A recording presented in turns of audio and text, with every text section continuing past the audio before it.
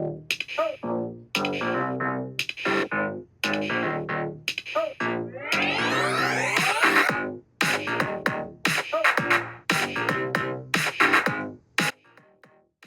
there, beautiful souls. I'm Colynn Hlokoff.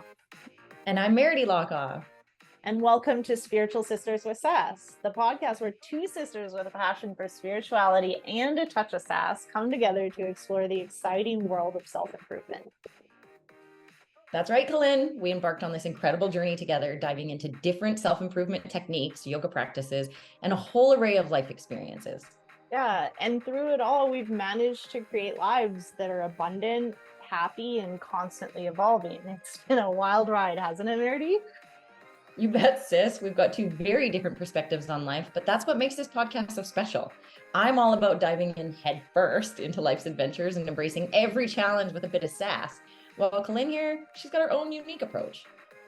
Yep, that's me. And I'm all about the yoga, mindfulness, and finding my zen. And together we make the perfect balance.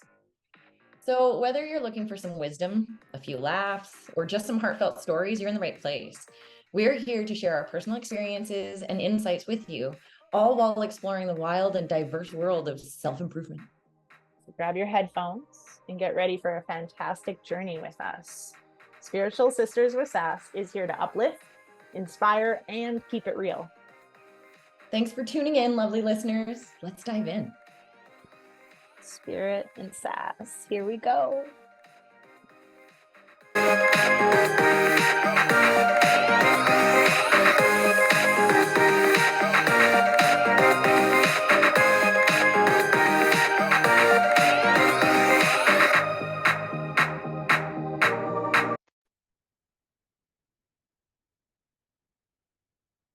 Okay, I'll introduce. So hello, everybody, and welcome to this week's episode of Spiritual Sisters with Sass. We have a special guest this week. Thank you so much, Nick, for coming on. This is my business coach. He is probably, everybody knows I've spent hundreds of thousands of dollars on coaching. And I have to tell you that so far, this is the best investment I have made. My sister has watched a few of his support calls, sales calls with me because we were in Costa Rica together. And she was just like, wow. And then when I left, Lynn was like, holy shit, after the experience that you just had, we need to have him on here. So today we are going to talk about the divine masculine and feminine and healing the masculine. And Nick has, if you get a chance, go to his social media. On Instagram, he is Nick Komodina, Dina. And he has some amazing videos about men and women and how they can be friends. And that is kind of what like initiated this whole podcast. And I'm super excited to get into this today, you guys. So let's go ahead and get started. Lynn, why don't you go ahead and ask Nick a question to get us started? All right. Yeah, that sounds good. Thank you so much for coming on, Nick. What inspired this is Meridee had an interesting date while we were all in Mexico City. And it's just, I live in a place where there are a lot of men doing the work on themselves in the toxic masculine.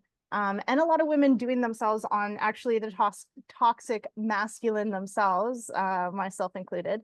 And I just am surprised when I run back into something that just like brings me back to the patriarchy, basically is how I can explain it that makes sense to me.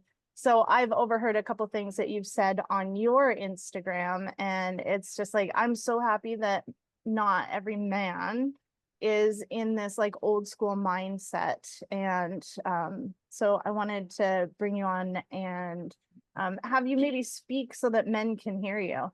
And so I think maybe just start, if you're okay, sharing about your background and how you came to your own spiritual awakening or consciousness around this. Sure. Yeah. Well, first of all, thanks for having me. Meridee, thank you for the kind words. Makes me sound better than I am, surely.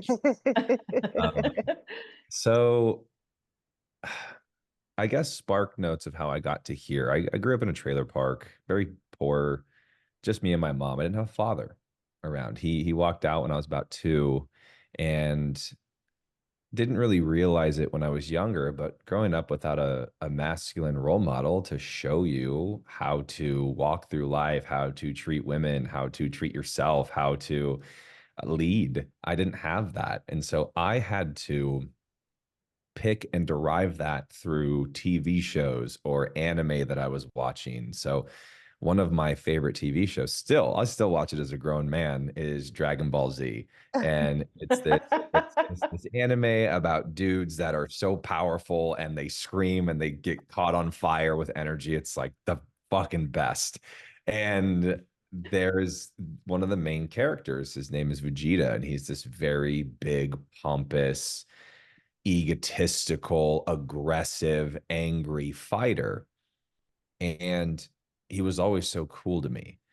And little did I know, I really imprinted on him as a father figure in my life. And so he actually taught me what I thought it was to be masculine. And it's really interesting now that I'm where I am now. If we really look at some symbolism, even in, do you guys know the show? Do you guys know Dragon Ball Z? Yeah, our I brother don't. used to watch it. Okay. Okay. So you have Vegeta's basically number two, and then you have the main character Goku, who's number one. And so what's really interesting that we see now is that Vegeta really represents the wounded masculine, and Goku really represents the divine masculine. And throughout the journey of the show, Vegeta starts to kind of heal and open up and become more divine. And then his energy and his power starts to actually match Goku's. But for most of the show, Goku always is number one. No matter what Vegeta does, he's never as strong as Goku. Goku always ends up protecting everybody. He always ends up saving the day. And that's because that's what the real divine masculine power is. So Goku's just the nicest guy. He's all, even the guys that he's fighting, he's just joking, he's laughing, he's trying to not hurt them. He's like, hey, come on, let's not fight. And so recognizing that now is like, wow, it's such a profound show. But back then I didn't know any better. And my mom didn't really know how to love me. She had her own wounds.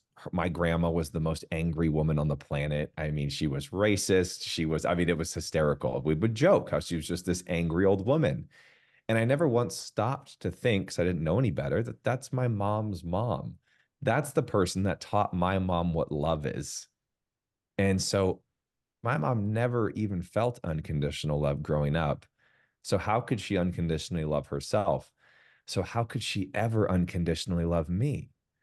So I walked through life with a massive abandonment wound from the masculine and a massive love abandonment wound from the feminine.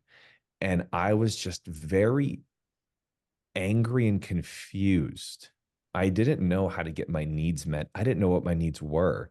And subconsciously, I would manipulate people around me to get what I needed. And this really turned to me, being that quote unquote fuck boy for quite a bit. And I didn't I didn't even understand intimacy. I just understood, well, that's an attractive woman. And if I fuck her, then I've conquered her.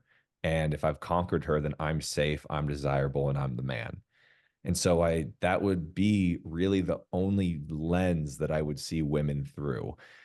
And I would have this ego about me where any woman that was in my life that was a friend, oh, I could fuck her if I wanted to. Oh, secretly she wants to fuck me. So whenever an opportunity would present itself, I would lean in just a little bit and, have my hand lightly touch her thigh.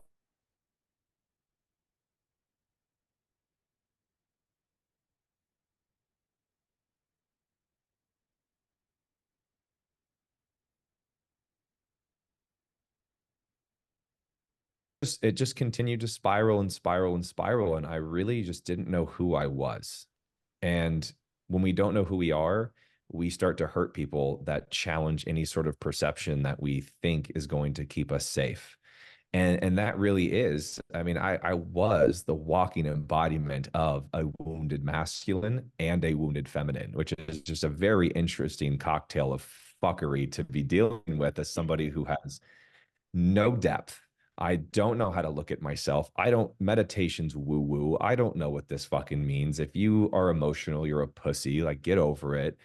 And it was just so unconscious is really what it was. So, and this led me to having a lot of relationships, well, every relationship really, where my partner ended up cheating on me. Every relationship I got cheated on. And it would reinforce that I can't trust love and I can't trust women. And I had this vendetta of women. So I need to fuck more of them to keep myself safe. And I just really needed to objectify women, because to see a woman as my equal, or to really surrender and love her and put everything into her the way that she needed to, put me at risk. Because if I did that and she left again, then I was re-abandoned by my mother. So if I could objectify them and just use them as a means to fuck whenever I was ready and they left, then I could also have this subconscious cushion of, well, it's not like I really tried. It's not like I was really giving her anything. So it makes sense that she would leave. It's not me, it's her. And it was just really lonely. It was really sad. And my anger continued. And then that stopped making me feel like a man. So I started chasing money. And I thought money would make me feel valuable. So I went and grew and scaled my company. And I was doing about $4 million a year in my business. I had the car, the house, the girlfriend, the supercar, the business, the bottles, the everything. And I was the most empty I'd ever been in my entire life. She was cheating on me with my best friends. I knew it, but I didn't have the stability in myself to even walk away going on.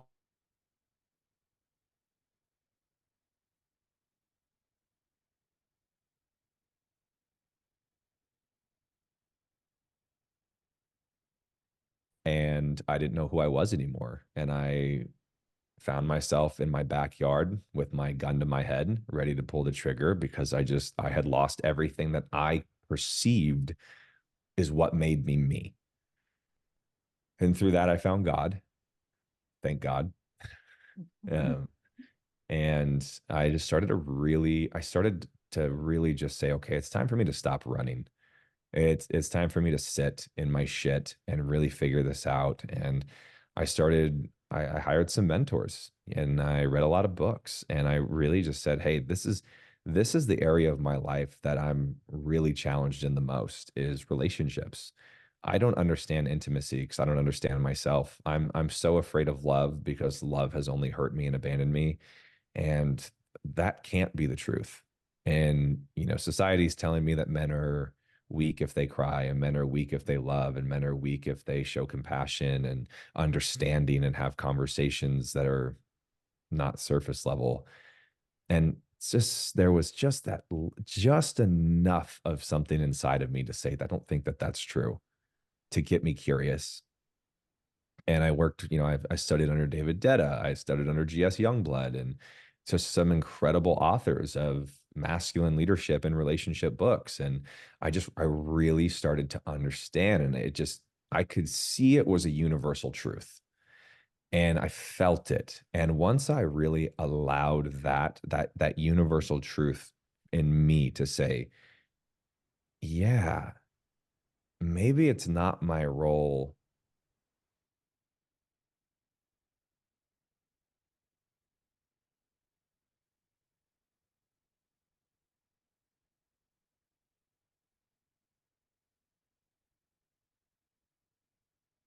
actually about me. What if this is something deeper? What if there is something, and I believe this is in every man, what if there's this energy of God inside of me waiting for me to access it, so that I can actually provide the love, the structure, the safety, and the security and the leadership for everyone around me? And when I started having a higher quality conversation, the quality of my life started reflecting that. The quality of my relationships started reflecting that. Who I believed myself to be, I started walking different, acting different, thinking different. I would get in conflicts with partners of women, and I was no longer taking them personally and reacting and trying to tell her that what she was feeling was wrong and trying to hit her with all the facts. I was able to just kind of stand grounded in it and look through what she was saying, and say, wow, you're really hurt right now. Tell me more about that. And it's in that real groundedness of holding the space for the feminine that she really can drop her guard and really feel that her man isn't just this emotionally reactive boy who she can't trust his leadership. And that's really the conversation that's the most popular right now is, well, if a woman is emotional and she's going to act crazy, don't put up with that and walk out. And it's like, I hate to say this, and with so much respect to women, if you're waiting to be with a woman who's not emotional, you might as well just be gay, because women are Yeah. emotional. Women are emotional. Yeah. And that's part of the beauty of women, is that they allow men to really feel. And your woman is kind of your oracle. She's really reactive to where you're coming up short. And when you can start really seeing it that way without taking offense, if I can say, well, my woman's yelling at me right now for not taking the trash out, what's, instead of, oh, damn, what the fuck is wrong with you? You know, I work all day, you have a roof over your head, I'm doing this, I just want to fucking sit for a second, not take the trash out. No, typically it's, well, I told her that I would and I didn't. So now she feels like I don't care about her. And to men, that seems crazy, because we're logical. Men are logical thinkers. Well, I was gone at work for 8 hours. I made this much money and we have the roof over our head. I want to have a beer for a second. Women don't think that way. And that's just the truth. So in that moment, if men can learn that it's not an attack on who they are, it's really their woman reflecting back, hey, I don't feel safe right now because I feel like you don't care about me. And he can just say, ah, oh, you know what, baby? I did promise you I was going to take the trash out and I completely spaced. Like, that's my bad. I fucked up. Let me go do it right now. I know I know I shouldn't have done that. And that's simple. But most men are so wounded that they think that makes them weak. I mean, the amount of wounded men that I get in my comments saying, you're such a simp. Oh, you're such a pussy. Oh, yeah. Okay, dude, all you want is women to reach out to you. Like, you're such a pussy. And I'm like, imagine learning how to regulate yourself so that a woman doesn't make you react emotionally is weak. And that's a really important conversation we need to be having, because that's not, well, it is reality to some people, but it's not a conducive reality if what we want to do is create environments where men can heal and women can heal as a byproduct of that. Yeah, I agree. And I love everything you just said. And that kind of brings me to our Mexico City experience, where one of the things I was being taught was that men and women are very different. She's laughing because you're going to love this, Nick.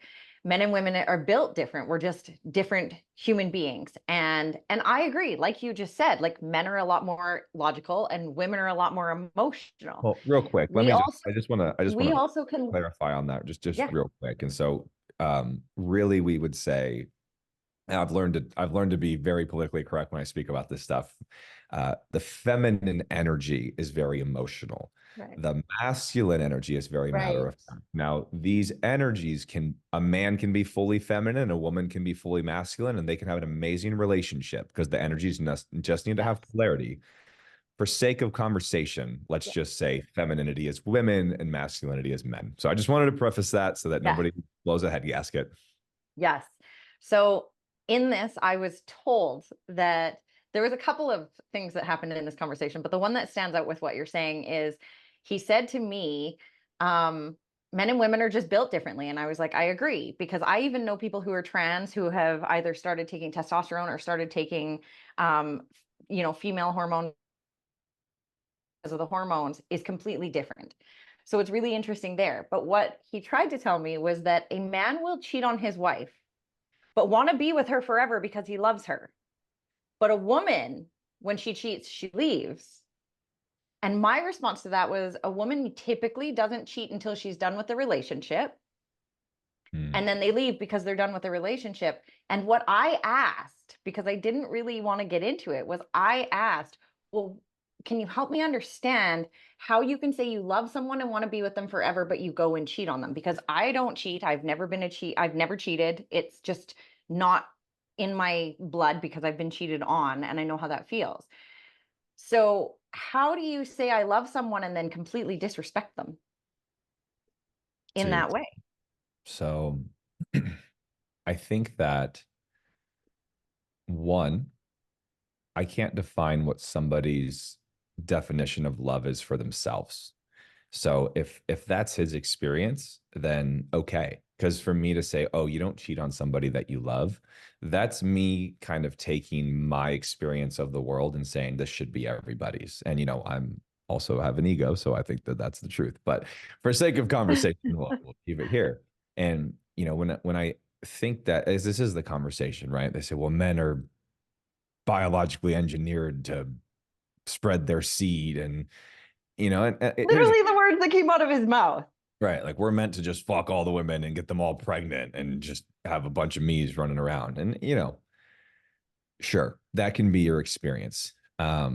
If we look at really like the divine aspect of things, when you really have done the work to be what we consider the divine masculine and you do find your divine feminine counterpart, it almost feels impossible to want to go plant your seed with somebody else because you've realized what we have in this love, we want to bring that into the world more. We want another manifestation of this consciousness and energy connection that we have. And so to think that, well, hang on, because consciousness is continuously evolving. Yes. As we continue to evolve consciously, we will start to be less primal and more spiritual. And that's why, the art of really balancing that divine masculine and that dark primal masculine is so, well, great. Especially in, the sexual sense, because there is that primal aspect of sex that both women and men thoroughly enjoy and for good reason. But when men have this evolution that is stuck in lower levels of consciousness, in this primalness, in this survival state, fight or flight, unworthiness of love, abandonment wounds, all of these wounds that keep us in those lower three energy centers, that shame, that guilt, that fear. Well, we start to operate as primal animals. We stop having this willpower. We stop having this devotion to the divine, and we start looking for ways to escape. So this is where porn addictions and masturbation addictions come from. And most men, when they masturbate, it's like this daily practice for them. It's, oh, I masturbate every night before bed. Why? Why do you do that? Because for men, when we ejaculate, that's our life force energy. I mean, that when men wonder why they're so tired and drained and don't have this willpower and drive to go do things. And I'm like, man, you're literally killing yourself, basically, all of your life force energy, just because what? You don't know how to sit with your emotions. You don't know how to soothe yourself. And when men ejaculate, it's really the closest experience that we get to a death. There is just a sense of pure stillness and bliss did to that because life is stressful and we feel unworthy. And kind of like we said earlier, if I'm in a, so let's just say I'm this man who you're in conversation with, who's thinking this way. If I'm in relationship with my woman, I love her. And for some reason, I can't get her to respect me. I can't get her to submit to me. I can't get her to trust me because I'm not stepping up into my divine masculinity. I'm super reactive. She's nitpicky. It feels like she's nitpicking at everything that I'm doing, which for any men listening, when the feminine nitpicks, she's really looking for that king to come out. And it's subconscious. Most women aren't even aware that they're doing this. Like, I don't know why I can't stop just tearing apart everything he does. It's because women are subconsciously just really searching for that man to step up and emerge and say, hey, I can take care of it. Thank you. Not, why the fuck do you have to yell at me every time I'm going to do it? It's like the child versus the king. And women are subconsciously picking because they're trying to see is he going to be reactive or is he going to really stand firm? And is he going to give me that daddy energy to just really put me in my place and stay grounded? Because women love that, because you can feel the divine energy in that. You can feel that grounded, safe presence. And so women are always testing their men. So we just have to get used to that. That's just literally a part of life. But if I don't understand this, And I take that as a personalization that I am unworthy as a man and I'm not man enough. I can't conquer my woman. Well, now I'm going to go find the next woman that I can. Yeah. So men will cheat because they can't evolve themselves high enough to get a high quality woman to submit to them. So that's one aspect. We have the feminine wound. We have the mother wounds. We have the abandonment wounds where any woman who gives me attention, I need to go and just go all into that because to me, I have a lack of safety from the feminine. So it's kind of like when a starving kid comes in and sees a dining hall of food. He doesn't trust that it's going to be there all the time. So they're just going to eat and eat and eat, eat themselves sick, even if they don't need to eat anymore. They're still trained in their nervous system that, well, food is scarce. I don't always get food. So I need to make sure that any opportunity I have for food, I eat as much as I can. And that's a lot of things that we see this in men and women when it comes to sexual dynamics or masculine presence or feminine presence. If I don't feel like I'm grounded and get that and it's stable, then I'm a victim to anywhere I get that from. You know, I love all the things that you're saying, and I find that I am on the spectrum, healing now, of being in my toxic masculine. Like all the things that you're saying, Nick, are things that I've experienced, like lack of emotion. I mean, I used to be an ER nurse. I like have not, I'm just learning how to have emotion now. My father, who is a lot of like what we're talking about here, is the person that I looked up to. I mean, he told me when I was probably 10 a joke about like, do you know what you call the useless skin around the vagina? A woman. And that is kind of like how I've taken that energy into the world and never been able to find a divine masculine. I'm I just know. trying to hold a laughing. It's not funny. I'm laughing at how stupid it is. At how Yeah. stupid it is, right?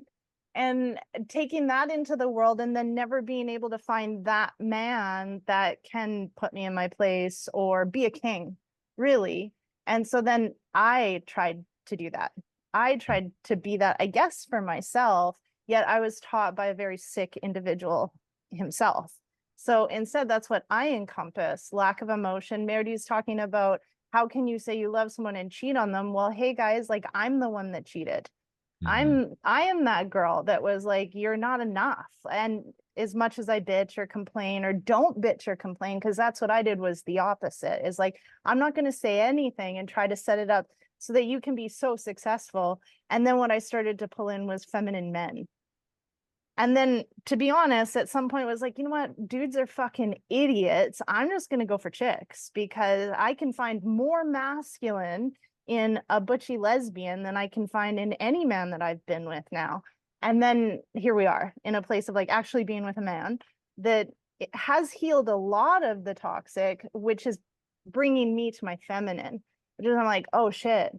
So I love how you also brought into the fact, like yoga speaks of this a lot. Chinese medicine says yin and yang.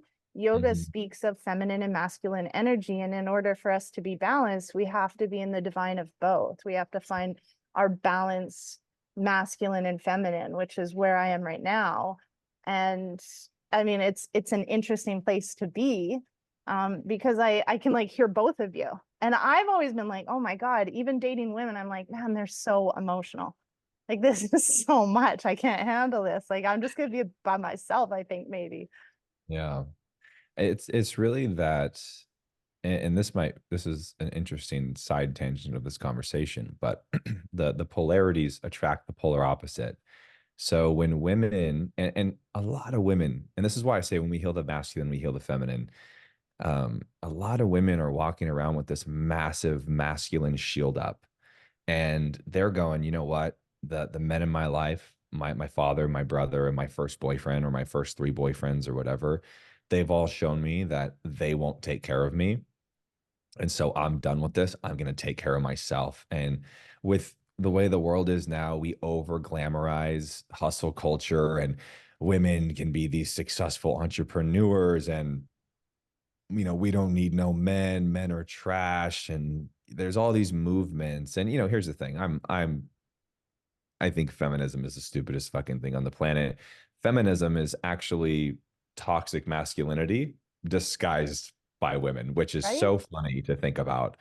And there's, there's the good camps of feminism, but there's also like the majority camp of feminism, which is like women, fuck men, we can do whatever we want. Don't We can open do, my door. yeah, we can do anything a man can do. And you really can't. We're I not can, built the same. I can't do everything that a woman can. A No. woman is just as valuable as me. Just because I say that I can do things that women can't doesn't mean that I sit here, I'm saying I'm more valuable than women. It's There's a reason that there's a sacred union between masculine and feminine. There's a reason that you can only do so much healing on your own to be as whole as you can be. But when you're still whole on your own, you're still half of another whole. And so that's really what we have to understand. And anytime the word submit is such a trigger word for females right now, Yeah. because when you say submit to your husband or submit to your man, we have these wounds pop up that think that, oh, if I'm submitting to my man, that means that I let my man control everything about me. And that's not submission. If we look biblical and we look at etymology of words, sub is under and mission. So the woman serves under the man's mission. I can't go create this massive movement in the world that I'm making if I don't have my partner supporting me, if she's not serving me so that I can serve her. And there's this, and even if we really look at the divine masculine, divine feminine, men are supposed to be the hunters, the gatherers, the killers, and the women are supposed to be the nurturers. And that's why masculine energy, you ever tried to talk to a man while he's doing something for work? Can't get through to Yeah. him. No. Like, because masculine is very one focused. Yeah. Feminine is very beautifully Multitask. orchestrated chaos. Well, women are meant to be mothers. So you can be on the phone and vacuum and write something down and watch TV and have a friend over and be cooking at the same time. I don't do that. I can't do that. And so when we can just understand that this whole submission thing is no, no, no, no, no. I trust my man and where he's taking me. And I can have my own thing. And I'm just still going to support him because when I support him, he supports me by us both being in our polarities. And, like my partner is very driven in her business. She's a fucking killer. And she is so feminine because I can relax her into that energy. But if we come back home and she's hyper masculine from work all day and I'm still in and now our masculines are fighting because my masculine isn't divine. My masculine is forced. I'm doing the things that I think I should be doing to be masculine and I'm being lazy. Then her masculine's still up and she's going, well, get this done or get this done. And versus, hey, baby, you had a long day. Why don't you sit down? Why don't you rest for a little bit? Or maybe I'll tickle her a little bit and she's really intense and she's screaming at me. And I can, instead of reacting back to it, I can say, man, did I ever tell you how sexy you are when you're upset? Come here. And she's like, what? No, no. I'm like, no, come here. Let me pinch that butt real quick. Look at how cute you are. And it's just that little, you're not going to rock me. You're not going to move me. I love you. And we're gonna relax you and joke you out of this masculine. I'm gonna let you relax back into that feminine energy. You need it. And that lets me then also take my pants off in those situations. I don't have to be the man anymore, which Right. is probably one of the problems that I've had in most of my relationships is when I come home, I want to feel safe enough that I can now be the girl. Yep. And I want to just be loved and taken care of. And it feels strange to even say it out loud because I'm that strong, independent woman who makes a decent amount of money and does all the things, and I can take care of myself and I don't need any men. I want one. I want one that I can be soft and settle into, take my masculine pants off and leave them at the door and let my man just love me. Well, we all need to be loved and nurtured. And the conversation around men is that we don't need that. Right. And that's why suicide in men is so high. Right. Yeah. Because they don't allow themselves to get it. And what I block myself off from receiving, I also block my ability to give. Yeah. And so we have so many men walking around just like very rigid. They're very stiff. They can't relax and they're killing themselves because of it. I mean, men are going to early graves, prostate cancer, stress, suicide. It's all just a huge issue because men don't have the space really to be able to have someone say, hey, brother, relax for a second. Let's talk about this. What's coming up for you? And, we have these situations with men where if, if one of my guy friends pisses me off, and instead of really communicating that, we have this hyper masculinity, like, fuck you, man, that fucking pissed me off. Say that again, I'm gonna whoop your ass. And like, we're kind of joking, but we're kind of not, because it feels so uncomfortable to be able to just sit in what you're feeling and say, hey, brother, those words really hurt me just now. It kind of feels like you don't take me seriously and you're making me a joke in front of everybody. That really hurts. Whoa. Well, hang on. All of a sudden, now I'm vulnerable. Now I'm a pussy. Now I'm weak. Now I'm not a man anymore. If you're afraid to do that, it's probably because it's the more challenging thing to do. It takes courage to say things like that.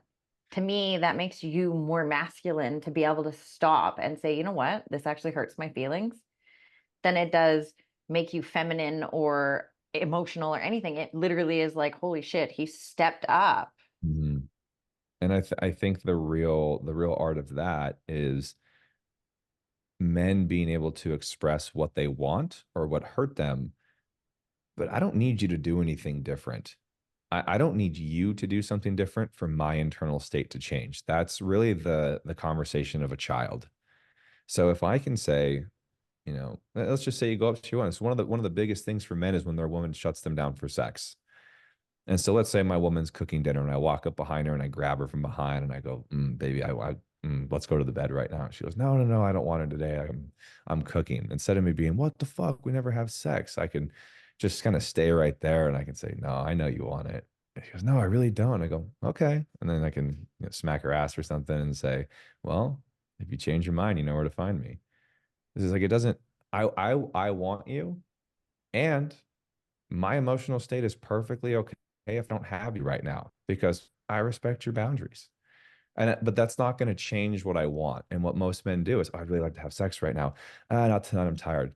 Yeah, you're right. I'm kind of tired too. No, it's okay. Well, if you're tired, that's fine. But if you end up waking up, I want you. And there's just like that real, again, same thing, groundedness. It's, I know what I want. What I want matters, but I don't need it in order to feel okay.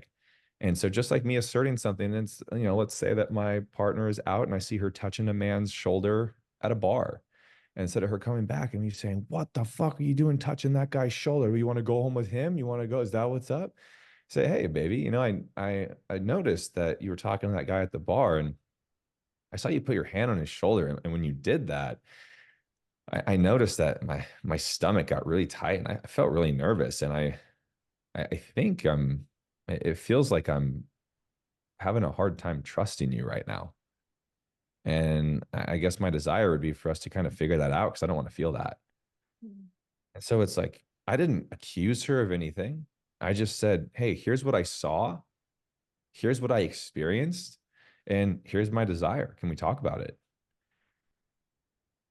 And so it's really that balance of, hey, what I want matters, what I'm experiencing matters, and I don't really need anybody else to play in that. I'm just going to express it. You know where I stand, and now you can orient around me however you see fit.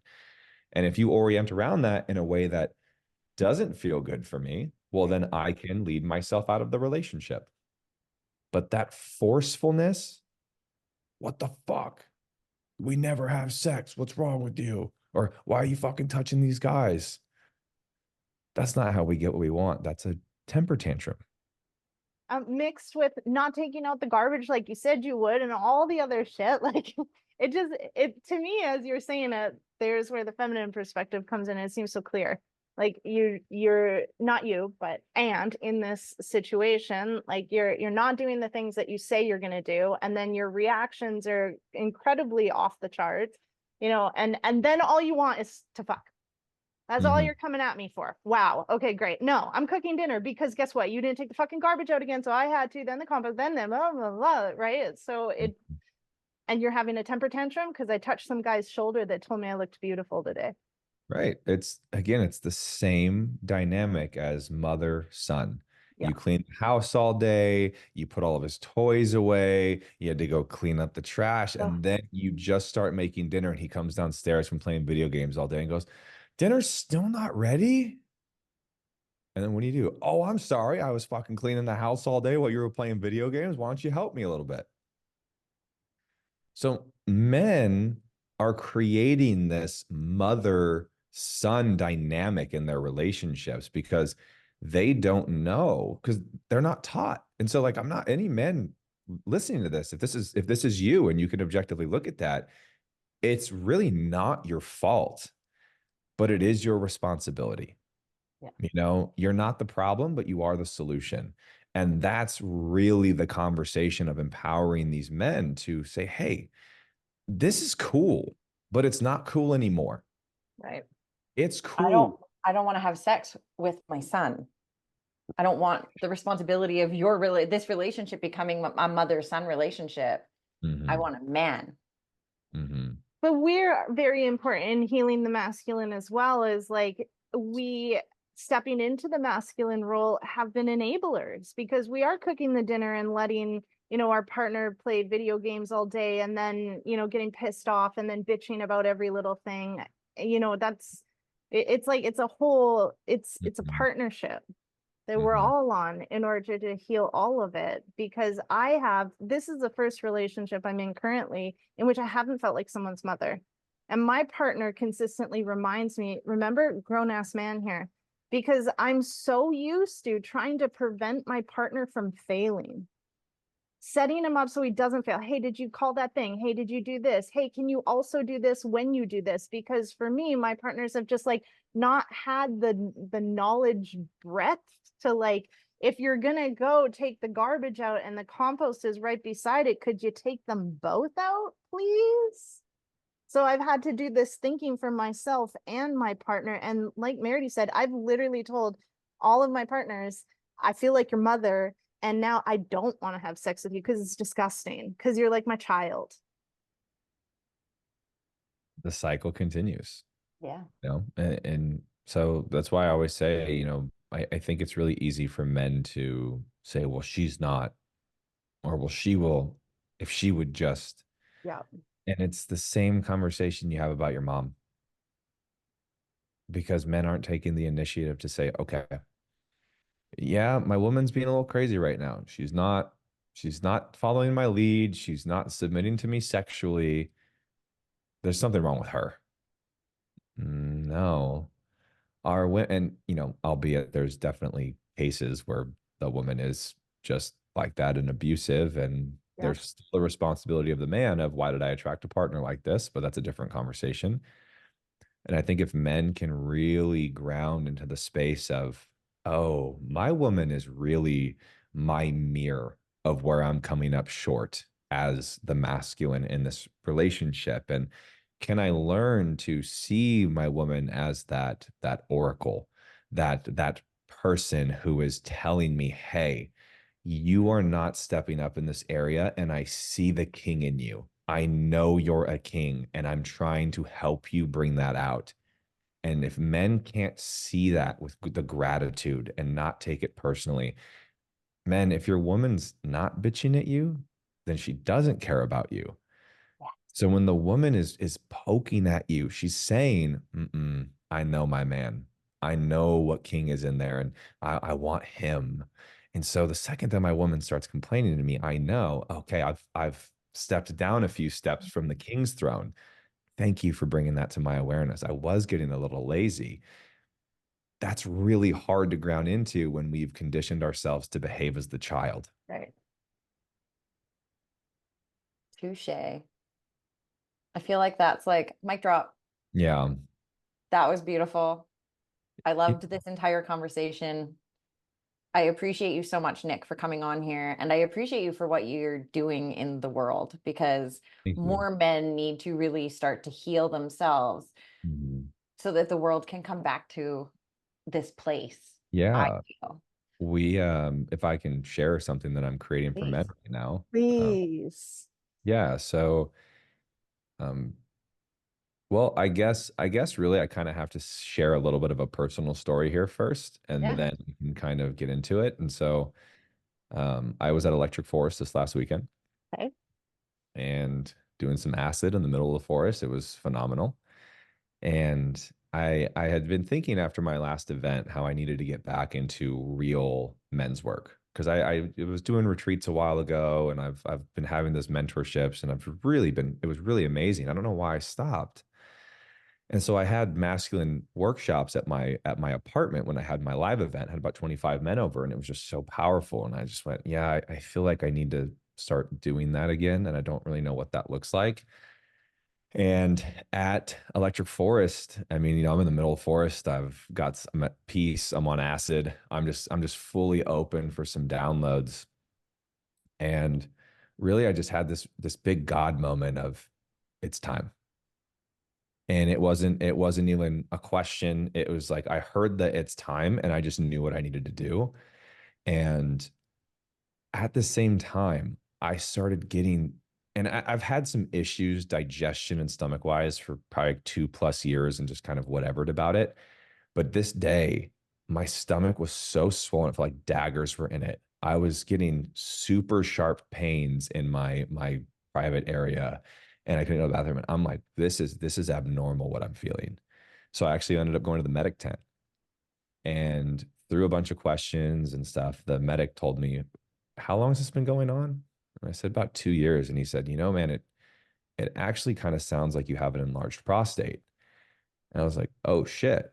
And he said, have you just not gone and gotten yourself checked out? And I said, no, I've been busy. And he sat with me and he said, man, you really need to start taking care of yourself. And it kind of just like really hit me in that moment of, yeah, he's right, and he basically said, if you haven't had this for about 2 years, there's a pretty high chance of potential prostate cancer. And he said maybe those issues are because there's a mass that's pushing on stuff. And he said, I think we should call you an ambulance and get you an MRI. And I was like, dude, I'm on acid. I'm not Not right going. now. I'm not going to the Not hospital. today. No way. But it was like this big wake up call for me. Okay, I'm not taking care of myself. And if I'm not taking care of myself, I can't take care of other people. And as I started walking out, one of the guys said, see you later, Captain America. Have a good one. And people call me Captain America all the time. And this time it pierced me so much differently. And it was like everything connected for me in that moment. And it just showed me exactly what I need to create for men. So I wrote something, if you guys are okay with me sharing it. Yeah, please Please. do. So I said, people have joked and called me Captain America for a long time. And I never realized how much I was taking that on in everything I did, always holding the shield in case anyone needed it. What I didn't know was that the same shield I picked up to defend was the same shield that was destroying me. An impossible battle to win. Fighting to keep up the shield and protect everyone while feeling it kill me. I can't put the shield down. I must stay strong. I need to get back up, but I have no strength to do so. Am I weak as a man? Is this what weakness is? Needing to protect the ones you love and not being able to. That's weakness. But who protects me? Who holds the shield up for me to rest? In war, we always protect the king. Men are at war with themselves and nobody's protecting the king. And what do we do without the king? So the king must rest. He must eat. He must be protected. So who's the king's guard? We are. So my new program for men is called King's Guard. I love it. I love that. And the whole premise of me sharing that story is because men will not take care of themselves because they think that they can't take care of others if they're taking care of themselves. So they've abandoned themselves mentally, spiritually, emotionally, financially, physically. And so for Kingsguard, I really just sat and thought, how do I deliver all of that to men, every man? And well, we created a community, less than $100 a month, where we literally do all of that for men. Wealth support, fitness support, mental support, emotional support, masculine leadership support, relationship support, all of it. And I just, that was God saying it's time. So that's our new thing for men. And how would men reach out to you and get in touch with you to find out more about this stuff? Just my Instagram, really. Okay. Yeah, I think I should have it ready to launch within the next 2 weeks, hopefully. I've been really cranking on it. Okay. And Yeah. we will tag how to spell his name and everything in the comments of the podcasts section or the description section so that you guys can find Nick if you're interested in starting to heal your divine masculine. Happy to support any brothers who need it. Love We it. appreciate you so much, Nick. Thank you so much for coming on here. Thanks for having me. And yeah, thanks guys for listening, and we will see you guys next week. Thanks, Nick. Thank you.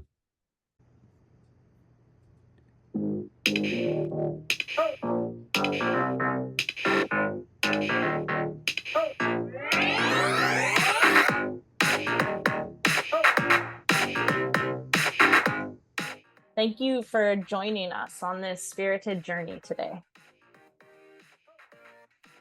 We hope you enjoyed diving into the world of self-improvement with us. Two sisters who found their own unique paths. Remember, life is a tapestry of experiences, and it's how we embrace them that makes all the difference. So whether you're on your yoga mat, exploring mindfulness, or simply navigating life's twists and turns, always keep that spirit and sass alive. We are Colynn and Meridee Hlokoff, and we're here to remind you that happiness and abundance are within reach. Stay connected with us on social media and keep those questions and stories coming. We love hearing from you. Until next time, beautiful souls, keep doing the work, keep sharing your experiences, and keep living a life that's authentically you. And never forget to add a little extra sass to your day. Spirit and sass, always.